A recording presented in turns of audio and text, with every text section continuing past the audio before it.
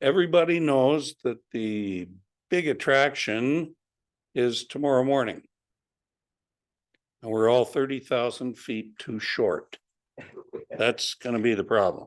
So, for those of you who haven't watched this sort of thing before, I wish I'd taken that picture. It's of Schwatka Lake, just south of Whitehorse, and a local photographer got those aurora shots.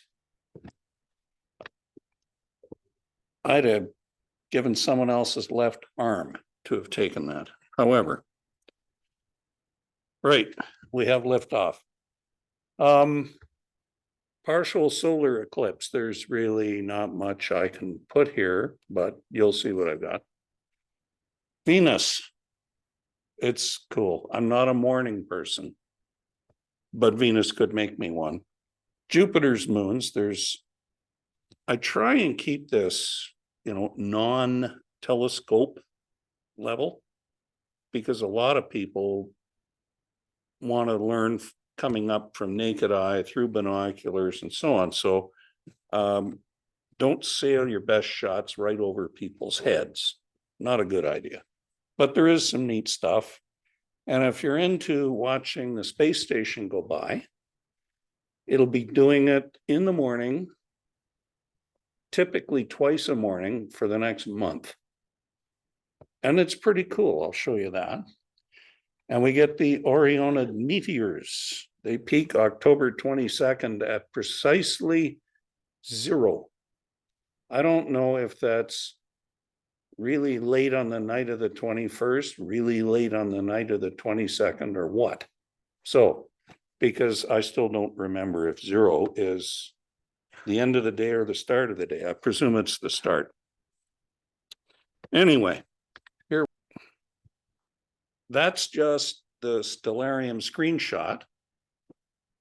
From our location, this is the maximum coverage we will see. 82%, I believe. It's an annular eclipse if you're on the center line. But the moon, as we all know, moves in and out relative to the Earth in its orbit. It's an elliptical orbit. When it's further away from the Earth, the shadow of the moon narrows down to a point which is above the level of the Earth. So the total shadow is up there, and we won't see it down here. I was trying to plot the apogee-perigee variation of the moon with the Earth. It gets complicated, and I couldn't find an appropriate polynomial to fit it in Excel, because I haven't done that for 15 years. I think it's possible to do it, but the magnitude varies cyclically as we go around the sun. You always get the longest eclipses when we are far away from the sun and the moon is close to the Earth. Now we're at aphelion in July. The Earth is. Like we were in 1991.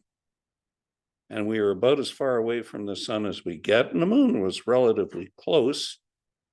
And we got 6 minutes, 15 seconds of totality, which you'll see at the end of the show. Tomorrow, nope, because the moon's far away and we're getting close to the sun. Our perihelion is January 4th, I believe. So it really is coincidental that the moon and the sun, their angular size is almost identical. That won't last forever. Not in our lifetimes. It's not going to change, thank goodness, nor our grandchildren. But, you know, when the intelligent cockroaches take over the Earth, they may see it, where there are no more solar eclipses. And yeah, the moon orbits west to east, okay? It rises in the east and sets in the west, but it orbits this way. Lots of people I've told that to don't believe me. I don't know why. There's Venus. It reaches its greatest elongation west, in other words, that way from the sun in the east on October 23rd. It's up there glowing like a searchlight. And yes, lots of people still can't believe it's that bright. It surprises me too. This little screenshot shows Arcturus. That's that little bullseye there. You can see Arcturus, but up above, you can see the Big Dipper with the arc down to Arcturus. And Venus, you won't need any help finding it, but it just shows you, you know, how it moves through the sky. Easy to see. Okay, and those arcs are 10 degrees, okay? So Venus is now in that shot about 32 degrees above the horizon, which is about there. I shouldn't do that. About there.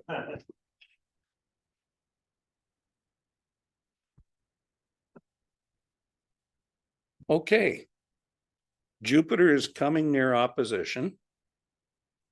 You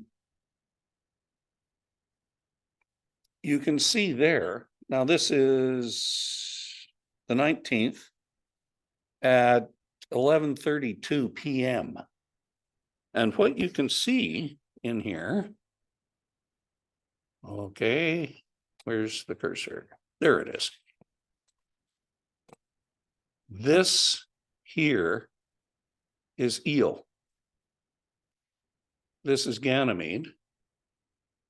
And Stellarium decides, no, I'll show it as a star-like object when it's not in front of something, but when it is in front of something like Io, I'll make it look non-starry. Or is that it? Where did it go? Come on. There. And shadows. Now, I've never been able to see them with my scope, an 8-inch. Seeing lack of familiarity with the equipment and so on, so on, so on. I remain hopeful. But those of you who know what they're doing and have the equipment to do it with, that's kind of cool, seeing shadow transits on 2 of them at a time on Jupiter. I think it's neat. That's the nerd in me.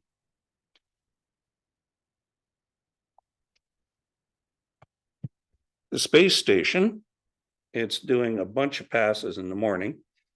And again, just like the moon, it rises in the west and sets in the east because it's moving faster than the Earth turns. The moon isn't. It orbits in the same direction, but it rises in the east and sets in the west. I thought this one was cool. I walked through the whole month of them on Heavens Above just to see what they looked like. And you notice October 21st, 6:39 in the morning. That's the start of it right down there. And it scoots by Sirius. And it's a close pass to Venus. Anybody who's got really cool video camera and telescope hookups should be able to watch it go by. I always wanted to do that, but money and interest and talent, all lacking. And that one, I think, is about minus 3.9 magnitude.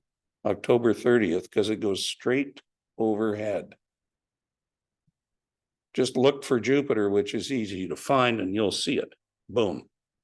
Because when it's 5-10 degrees above the horizon, it's there. You won't see it move well because it's basically doing this, coming at you. And then it starts, the angular motion starts to increase. And you won't have any trouble seeing it when it blows by Venus.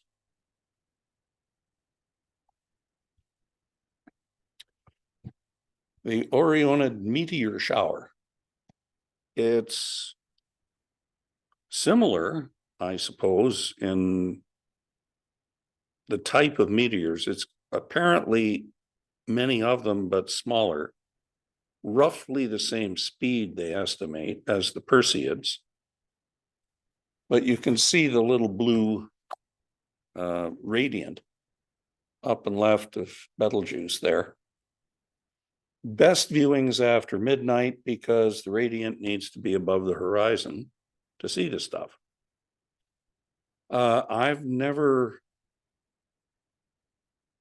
actually seen distinct Orionid meteors in a shower, but haven't done it enough, I guess.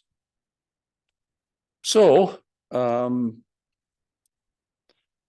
I think we're going to have to rely on Jupiter and Venus and the meteor shower and so on, or watch the eclipse on NASA TV or whatever, because it isn't looking good out there. We're one day late, or the weather's a day early. So the young engineer I trained about 23 years ago, he was a big fan of South Park. So this is South Park Richard. He did this and gave it to me.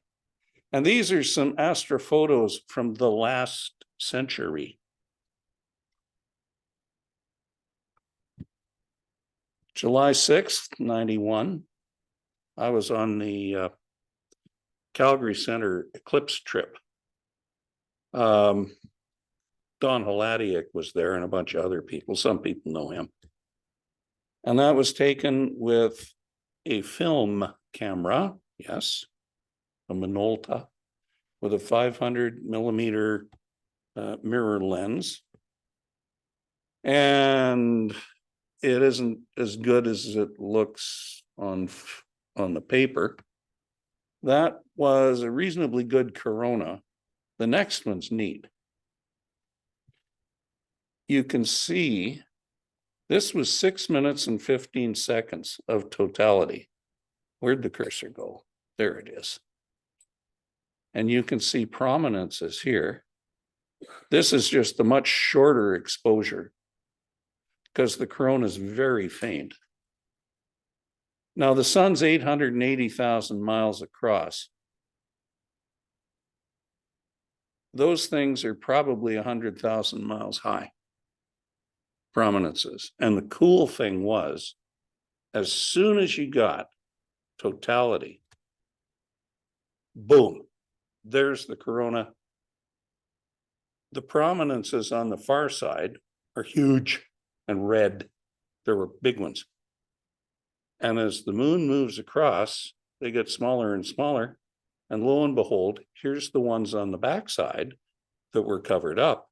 And now you're starting to see them, and they're big and red. And then Bailey's beads, it's all over.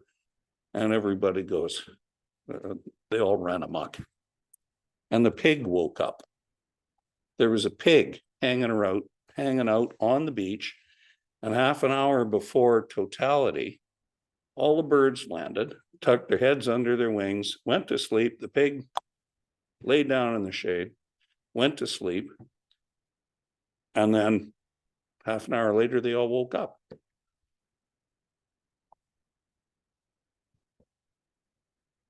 All film astrophotography. There's M27.